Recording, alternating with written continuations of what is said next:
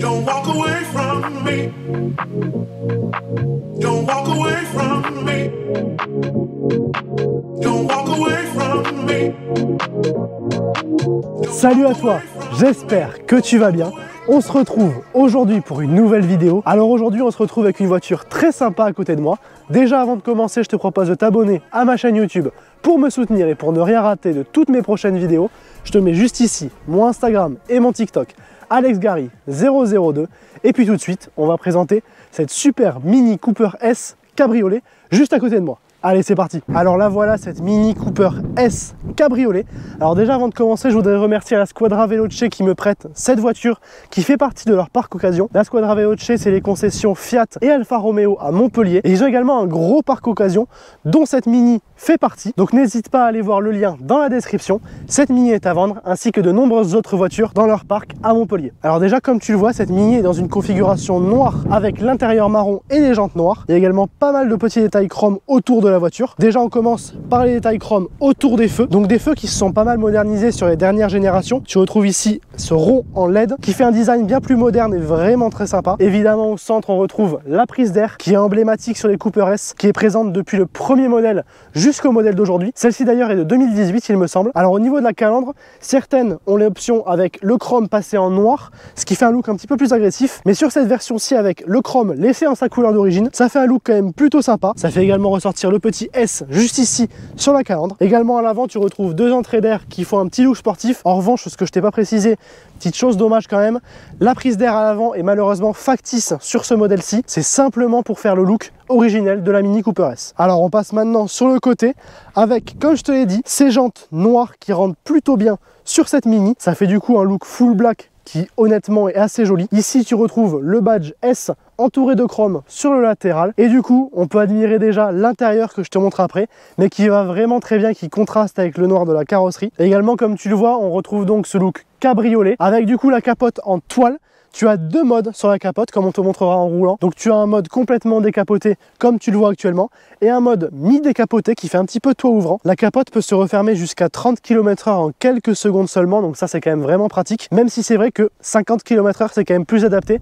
On l'a vu quand on a essayé, 30 ça fait parfois un petit peu lent. Alors une fois arrivé à l'arrière, on peut déjà voir ces feux LED qui sont très sympas puisqu'ils reprennent le design du Union Jack. Donc tu as un demi Union Jack de chaque côté sur chaque feu. Le Union Jack, pour rappel, qui est le drapeau du Royaume-Uni dont cette Mini est originaire. Alors à l'arrière, forcément, tu retrouves les fameuses deux sorties d'échappement centrales qui font chanter son moteur, et tu le verras, c'est quand même une sonorité très agréable. On retrouve également ici le badge Cooper S. Au niveau du coffre, forcément, c'est pas extrêmement spacieux, donc tu as ce petit espace ici où tu peux reposer des choses pour pouvoir ranger. Tu peux tout de même rabattre les sièges. Ici tu as deux boutons de chaque côté, mais il faut avouer que le coffre reste quand même restreint.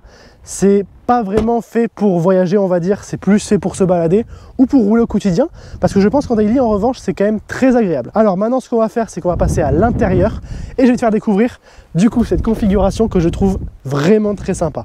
Alors déjà, tu le sais, j'aime bien les petits seuils de porte. Ici, tu retrouves un seuil de porte en aluminium badgé Mini Cooper S avec le S en rouge. Allez, on entre à l'intérieur. Alors déjà, comme tu le vois, je suis installé dans ces superbes sièges en cuir marron, donc un petit peu camel même, très confortable honnêtement, avec ces surpiqûres en croisillon. Ça fait un look très joli, on se sent extrêmement bien dedans. On est quand même bien maintenu au niveau du latéral. Devant moi, tu retrouves du coup ce volant. Alors on voit qu'il y a quand même une inspiration du groupe BMW malgré tout, même si tu as quelques petits détails, notamment ici le Union Jack qui est rappelé en bas, les deux palettes ici qui sont en plastique mais qui ont un feeling qui n'est pas désagréable. Le petit détail du piano black sur les pourtours du volant, c'est également assez sympa. Il est agréable au niveau de la prise en main. Devant moi, je retrouve ce compteur de vitesse, ce compte-tours et cette jauge à essence. Alors c'est vrai que par rapport à la modernité de la console centrale, le compteur dénote un petit peu et fait un petit peu plus ancien, mais bon, d'un autre côté ça fait un petit peu plus puriste, un petit peu plus respect des traditions, donc je dis pourquoi pas. Justement, au niveau de la console centrale, on va retrouver cet écran qui est tactile mais que tu peux également utiliser avec les boutons juste ici. Donc ça, c'est quand même une belle évolution. Tu peux retrouver ton GPS, les informations de la voiture, etc. comme sur la plupart des écrans. Il n'est pas très grand, mais pour autant il apporte quand même une grosse touche de modernité dans la voiture. Également ici, tu retrouves les fameuses LED qui entourent cet écran et qui font un design plutôt sympa. C'est vrai que c'est original d'avoir mis une forme arrondie pour faire le contour de cet écran et des quelques boutons qui sont au centre. J'aime beaucoup le design des boutons juste ici. Tu peux retrouver le bouton start en gros au milieu ainsi que le sélecteur de mode de conduite. Ça fait un design assez joli. Celle-ci est équipée avec cette boîte à 7 rapports qui honnêtement, comme tu le verras, est très réactive. Le sélecteur est vraiment joli, je trouve. Il fait également très moderne. Ces Mini Cooper S sont également disponibles en version boîte manuelle. Ça doit être vraiment très sympa pour le plaisir de conduite. Alors le seul petit bémol dans cet habitacle, c'est que l'accoudoir et le frein à main n'ont pas été très bien pensés. Tu vois, c'est quand même très gênant quand tu as ton accoudoir au niveau du frein à main. Donc en fait, à chaque fois, tu dois relever ton accoudoir, puis le rebaisser quand tu roules. C'est vrai que c'est pas très pratique. Alors, au niveau de l'avant, j'ai quand même pas mal de place pour les jambes. Ce que je te propose maintenant, c'est qu'on essaye quand même les places arrière, même si je pense que ça va être assez compliqué en termes d'espace. Alors l'avantage du cabriolet au moins, c'est que tu peux t'asseoir comme ça. Mais par contre, ouais, d'accord, c'est vraiment pas fait pour les gens grands. Les enfants, ça passe bien. Par contre, les adultes, ça va être compliqué. J'ai les genoux plus que dans le siège. Je suis complètement compacté. Donc c'est vrai que l'espace à l'avant est correct. En revanche, l'espace à l'arrière laisse quand même pas mal à désirer. Alors ce que je te propose maintenant, c'est qu'on démarre son 4 cylindres et qu'on parte rouler. Parce que tu vas voir, il y a quand même un agrément de conduite qui est exceptionnel, surtout avec le beau temps qu'on a aujourd'hui. Allez, c'est parti!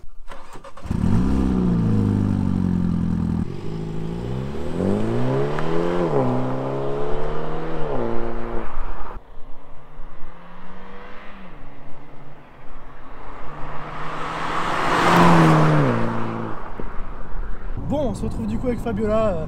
Ça faisait un moment d'ailleurs que tu l'avais pas vu dans la Mini Cabriolet. Alors, qu'est-ce que t'en dis déjà toi? Parce que je sais que c'est le genre de voiture que t'aimes bien. C'est la voiture que je veux. Ah ouais? Oui. Par rapport à quoi en fait? Qu'est-ce qui te plaît vraiment dessus? Déjà les Mini à la base j'aime bien, le look j'aime bien. Ouais. Et puis celle-là avec un mode sport c'est plus cool quoi. Ah bah c'est sûr qu'avec 192 chevaux, alors du coup c'est un 4 cylindres 2 litres turbo, 192 chevaux pour 260 Nm de couple si mes souvenirs sont bons. En plus en termes de poids c'est pas très élevé, j'ai plus la valeur exacte mais je te la mets juste ici en titre. Alors pour l'instant là tu vois on est en mode cruising, je sais pas ce que tu en penses mais je la trouve confortable, oui. Elle est agréable. Les sièges sont bien. Les sièges sont bien, les suspensions sont pas cassantes, là on est en mode mid, à savoir que tu as 3 modes de conduite. Tu as le mode green qui est le mode le plus économique où tu as une réponse de la pédale que personnellement je trouve assez désagréable. Mais c'est sûr que pour l'autoroute par exemple c'est vraiment le top, c'est là où tu vas consommer le moins. Tu as le mode mid dans lequel on est et tu as le mode sport qu'on va essayer juste après où tu vas sentir les suspensions se raffermir et où tu vas avoir une réponse de l'accélérateur bien plus vive et évidemment toute la puissance qui sera délivrée. J'ai l'impression dans les virages elle ne s'écrase pas. Ouais, alors ça on le verra après. Elle reste très stable, elle vire à plat. Il n'y a pas vraiment de roulis. Alors évidemment on n'est pas quand même sur un châssis aussi précis que sur par exemple une Mégane RS qui va quand même être un cran au-dessus en termes de sportivité. Là c'est vrai que je pense qu'on a un peu perdu du fameux côté karting dont tout le monde parlait en tout cas sur les anciennes Cooper S, que personnellement je n'ai jamais essayé, mais on n'a pas ce côté ultra incisif quand même, ultra karting comme tu le verras juste après. Mais il y a quand même un bon ressenti, il y a de bonnes informations dans la direction et les suspensions sont assez fortes. Alors du coup comme je te l'ai dit, celle-ci est équipée d'une boîte automatique à 7 rapports. Tu as également la boîte manuelle qui est disponible. Donc la manuelle forcément je pense que tu auras plus de plaisir de conduite. En revanche tu perdras un petit peu de ce côté cruising, balade comme tu as là avec la boîte auto. Où là la voiture gère les rapports et les gère d'ailleurs très bien. Et où clairement j'ai juste à profiter du paysage et de l'agrément de conduite parce qu'en cabriolet c'est quand même très agréable. Alors comme tu vois là, même sur une route un petit peu dégradée en centre-ville, un petit village, la voiture reste quand même confortable. Comme je l'ai dit, elle n'est pas cassante, c'est quand même assez agréable, notamment dans ce mode mid. Par contre tu verras qu'après en mode sport c'est quand même totalement autre chose. Allez c'est parti, maintenant on va tester le mode sport. Donc on passe la boîte en mode manuel aux palettes. Mode sport juste ici comme tu le vois, les LED deviennent rouges et puis c'est parti.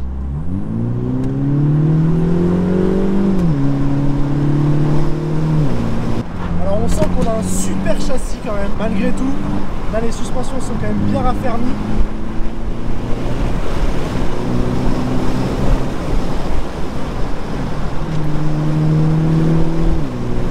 La sonorité est quand même très agréable sur ce 4 cylindres de litres.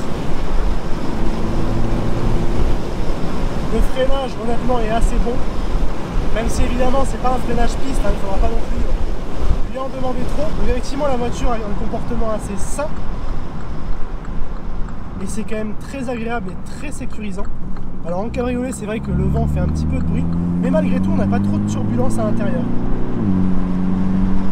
Par contre, c'est sûr que les 192 chevaux marchent bien. C'est pas ultra brutal, mais t'as quand même une vraie poussée. Bon, le châssis est bon quand même. Le châssis est quand même intéressant. La direction n'est pas dure, mais t'as de bonnes remontées d'informations. Alors il y a un truc également que j'adore, je sais pas si tu entendras peut-être à plus basse vitesse, mais quand on met du gaz et qu'on lâche, on entend un petit... Je pense que c'est une Westgate un petit peu sonore. Honnêtement, c'est super agréable. Et alors tu vois, sans forcément rouler vite, on arrive à prendre plaisir en fait à enchaîner les virages comme ça. C'est vraiment amusant, c'est vraiment rigolo. Et c'est vrai que elle est fun quand même cette boucle. En fait, je pense que s'il y a un mot qui devait la décrire, que ce soit dans son look, comme dans son comportement et dans sa manière d'être, c'est fun. C'est vraiment ce qui la caractérise. Bon alors là, comme tu le vois, on est repassé en mode calme, on est en ville. Et regarde, les suspensions de la voiture, ça absorbe super bien. Pourtant certains Odan sont vraiment pas très cool. Je sais pas ce que t'en dis, mais moi je la trouve super confortable. On sent rien. Enfin, on sent rien. Alors tu sens quand même, parce que ça reste une voiture à vocation sportive. Donc tu sens que les suspensions ont quelque chose de ferme, même en mode confort. Mais malgré tout, tu vois, en plus avec la boîte, j'ai rien à gérer. C'est vrai que ça quand même, c'est agréable quand tu veux juste rouler sans te prendre la tête. Elle n'est pas dure en fait à exploiter, elle te fatigue pas, au contraire. Et c'est là du coup évidemment que peut-être le manque de sportivité qu'elle va avoir par rapport à certaines de ses concurrentes va se rattraper. C'est que par contre, contrairement aux autres, elle se montrera quand même plus polyvalente et plus sympa, surtout dans ce mode cabriolet qui, il faut l'avouer, est quand même super agréable pour se balader juste en profitant de l'extérieur. Allez, c'est reparti, on se refait un petit essai dynamique sur une route sympa. T'es prêt? Allez, c'est reparti!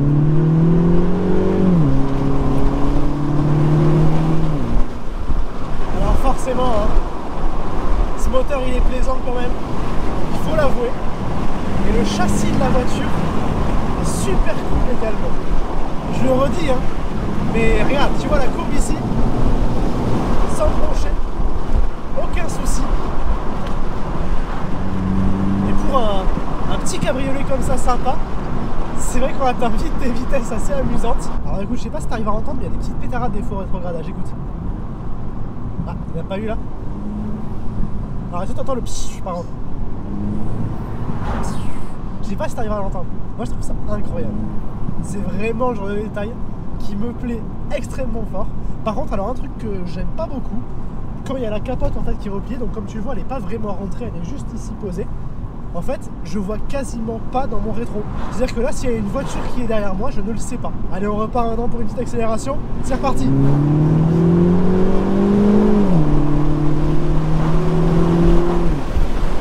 Alors, je pense que maintenant, il est l'heure de repasser en mode capoté. On va du coup tester un petit peu ça. J'en profite qu'on soit au feu rouge. Alors regarde, tu vois, la capote vient ici. C'est assez rapide, hein, donc ça c'est assez positif. Hop, donc là c'est la première partie en fait. Et ici en fait du coup, c'est la deuxième partie qui se rabat. Et donc si tu le souhaites, tu vois, tu peux simplement ouvrir cette partie-là sans ouvrir tout le toit.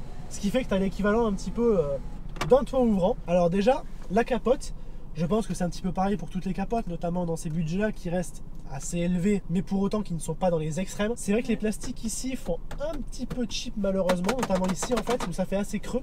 Par contre là c'est plutôt de bonne facture. On va voir après si la capote insonorise bien à plus haute vitesse. On se refait un plaisir. Oh, là ça a pétaradé. T'as entendu? Là il y a eu une pétarade. Ah, il y a une Golf 8R devant, vous savez, j'ai pas vu, qui a décidé de jouer. Non, faut avouer que la sonorité est très cool. Alors même avec la capote, du coup, elle garde une très bonne sonorité. Et alors ce que j'aime bien, c'est que la boîte, tout en étant vraiment douce et précise, elle met un petit à-coup, c'est un léger à-coup au passage, ce qui donne vraiment cette sensation un petit peu plus sportive. Et ouais, je trouve que c'est une petite touche sympa, que d'ailleurs je retrouve chez BMW. Je me demande d'ailleurs si la boîte n'est pas d'origine BMW, c'est tout à fait possible, parce que j'avais eu la même sensation sur la boîte de la 140i que je t'avais essayé. Alors là, comme tu le vois, on est à 100 sur le lien, et la voiture, alors j'arrête de parler 2 secondes, mais elle me paraît pas tellement bruyante, hein. Alors c'est vrai que je pense que tu auras un petit peu plus de bruit d'air que sur la version coupée. Par contre, en dehors de ça, elle n'est pas extrêmement bruyante. Après, à voir sur autoroute à 130, C'est ça. peut-être que là, tu as une sonorité plus élevée qui se révèle, au niveau des bruits d'air notamment, parce que forcément, une capote fait que tu as moins d'insonorisation que sur un toit en dur. Mais là, en tout cas, comme ça me paraît tout à fait correct. Mais dans tous les cas, ça me conforte sur mon idée que cette voiture-là, c'est une voiture top pour un daily, pour sortir le week-end et se faire plaisir. Mais c'est pas une grande voyageuse. À la limite, à deux, pourquoi pas. Mais quand tu vois la taille du coffre et des places arrière, c'est pas fait pour faire des longs trajets, pour moi en tout cas. Alors, petit détail avant de finir la vidéo, au niveau de la consommation, on est à 7,7 litres en moyenne sur l'essai. Donc évidemment, l'essai a été assez dynamique. Il y a eu un petit peu de route autoroute, donc ça a un petit peu fait baisser la consommation. Ça reste quand même assez élevé, mais par rapport aux performances, je trouve que ça reste plutôt cohérent, surtout dans un usage assez sportif. Bon, et ben j'espère que l'essai de cette Mini Cooper S Cabriolet t'aura plu. Toi, qu'est-ce que tu en penses du coup en conclusion, même si je pense que j'ai quand même eu une idée globale? Moi je l'achète. Toi, tu l'achètes? Direct. J'ai l'impression qu'à chaque fois que je t'emmène en voiture, tu l'achètes. Non. J'ai quand même l'impression. Hein. Oui, mais là dans le sens, Mais ça, c'est vraiment un truc la qui te voiture correspond. que je veux avoir quand par exemple je serai vraiment stable, enfin, j'aurai un métier et tout. Tu vois, là je suis encore dans mes études. Mhm. Mais dans tous les cas, de toute façon, c'est la clientèle générale pour les Mini. C'est des jeunes femmes qui ont ce côté un peu fun, un petit peu polyvalent quand même, qui veulent une voiture qui sait ça. tout faire, Ouais. mais qui a ce petit côté piment, cette petite touche en plus. Puis en vrai, je la trouve classe aussi. Ah, les classes aussi, c'est vrai. Mais tu vois, qui ont, je sais pas ce que tu en penses, mais qui ont vraiment cette petite touche en plus, ce petit côté que les autres n'ont pas. Ouais. Tu vois, au niveau du design, au niveau d'intérieur, alors l'intérieur, ça j'en parle avant la fin. Juste, je m'en suis rendu compte en roulant, le petit bémol pour moi, c'est qu'en fait, je me suis rendu compte que ce soit une Mini classique ou S, en fait, tu le vois pas. À l'intérieur, À l'intérieur, tu le vois pas. je suis pas capable de dire. Pas. Non. À ma connaissance, non. Peut-être ici le damier, je sais pas, j'ai pas la liste des options en Ouais, tête. niveau design, ça change pas. Mais en tout cas, là, comme ça, tu me mets dedans sans que j'ai vu l'extérieur, je suis pas capable de dire si je suis dans une version classique ou une version S. Et ça, c'est vrai que c'est peut-être le seul point dommage. Elle est très cossue, elle est très classique, entre guillemets, par rapport aux autres Mini, j'entends. C'est aussi une volonté de la marque, je pense. Et c'est ce qui plaît aussi, parce que quelqu'un comme toi ne voudrait pas inversement un truc ultra tourné race, en Alcantara, etc. Pour toi, le principal, c'est que l'intérieur soit beau, qu'il y ait un vrai différenciateur sportif. C'est pas vraiment ce que tu vas rechercher. C'est plus le côté un petit peu dynamique, avec un petit peps, le côté un petit peu plus fun de la voiture. À l'extérieur également, tu le vois, les feux avec le Union Jack, c'est sympa. Bon, forcément, sur cette version S, le fun, il est également sous son capot, avec ses 192 chevaux tout de même. Mais c'est vrai qu'elle se différencie au final des autres par cette petite touche, notamment dans cette version découvrable qui est quand même très sympa. Et je pense que c'est ça qui plaît, et c'est ça qui marche depuis tant d'années. Et il faut avouer que c'est quand même très plaisant. Donc encore une fois, un immense merci à la Squadra Veloce pour m'avoir prêté cette voiture, qui pour rappel est en vente chez eux à Montpellier dans leur parc Occasion. Pour rappel, concession Fiat ainsi qu'Alfa Romeo à Montpellier. Et ils disposent également d'un gros parc Occasion que tu peux retrouver grâce au lien dans la description. Il y a vraiment énormément de modèles en vente, je crois qu'il y en a 80 environ. Donc c'est sûr que tu pourras trouver ton bonheur. Je serai leur future cliente. Tu seras leur future cliente? Ouais. Sur cette Mini? Peut-être une 4. Ah, Voilà.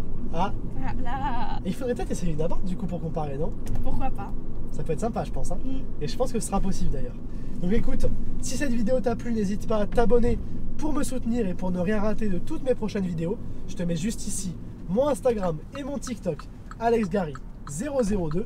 Et puis sur le parking de la Squadra Veloce, que je remercie encore une fois, ainsi que Cyril, il se reconnaîtra. Je te dis à très bientôt pour une prochaine vidéo. Allez, ciao!